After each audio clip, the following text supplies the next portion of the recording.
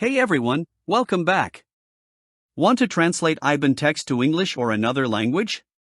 You're in the right place.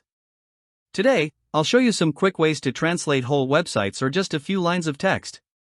Let's get started. Method 1: Translating an entire website. If you'd like to translate a whole website, here's a simple way to do it. Open your preferred web browser, like Google Chrome. Head to the website you wish to translate. In the top right corner, click on the 3 vertical dots. In the drop-down menu, select the Translate option. Now, a small dialog box will appear. Click the 3 vertical dots in this dialog and click the Choose Another Language option. And choose your desired language from the list. And just like that, your website is translated. Method 2: Translating a paragraph or section of text.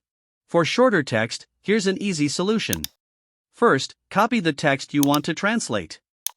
Open your web browser on either your mobile or desktop and go to translate.google.com. The link is also in the description. Once you're on Google Translate, paste your copied text into the box on the left. In the right box, use the drop-down menu to select your preferred language. Your text will be instantly translated, and you can simply copy the translated text for your use. Method 3: Changing the language of your device.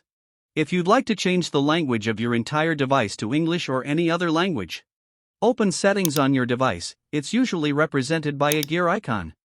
Scroll down to find System or Time and Language, and select Language and Region. Tap Add a Language and select English, or your language of choice, from the list. After selecting your language, click the Next button. Now you can install it to use your selected language on your device. And there you have it. Your device's language is now changed. If this video helped you, please like, subscribe, and hit the bell icon for more tips and tutorials. Thanks for watching.